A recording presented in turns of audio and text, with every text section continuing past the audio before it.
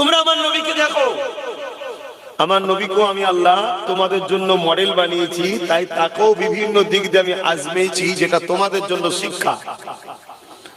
তিনি কিভাবে ধৈর্য ধরেছে দেখো, কিভাবে সবর করেছে দেখো, কিভাবে ন্যায়ের পক্ষে ছিল দেখো, কিভাবে সত্যকে বিজয় করেছে দেখো, কিভাবে অন্যায়কে মিটিয়েছে দেখো, কিভাবে সংসার করেছে দেখো, কিভাবে ধর্মনীতি, সমাজনীতি, পরিবার নীতি, অর্থনীতি, রাজনীতি, রাষ্ট্রনীতি, সমস্ত নীতি মুহাম্মদ সাল্লাল্লাহু আলাইহি ওয়াসাল্লামের যেটা, সেটা তোমাদের নীতি যদি করতে পারো তাহলে তোমাদের জন্য আমি জান্নাত দেব। না হয় আমার নবীর বিরুদ্ধে যে তারও মরণ হবে, আর যে পক্ষে তারও মরণ হবে। মরণ দুজনেরই যদি কবর হয়, একটা কবর জান্নাতের বাগান হবে আর একটা কবর জাহান্নামের গর্ত হবে। যদি আমার হাবিবের হও জান্নাতের বাগ বানাবো, হাবিবের যদি না হও জাহান্নামের গর্ত বানাবো। ওখানে কারো রাজত্ব চলবে না।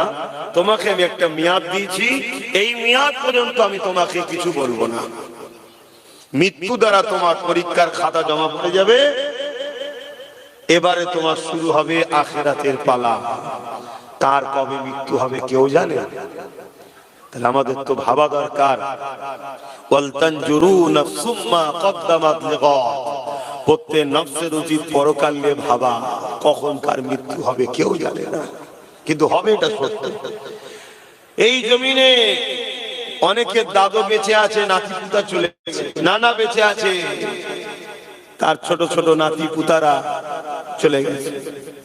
দাদু দাদি বেঁচে আছে, ছেলেরা বা তার ছেলেরা চলে গেছে। শ্বশুর বেঁচে আছে, জামাই চলে গেছে, জামাইয়ের ছেলেরা চলে যাচ্ছে। কে কখন যাবে কোনো গ্যারান্টি নাই। যেতে কিন্তু সবাইকে হবে। এই সামান্য পরীক্ষার জন্য আল্লাহ আমাদেরকে পাঠালো যে বান্দা যা।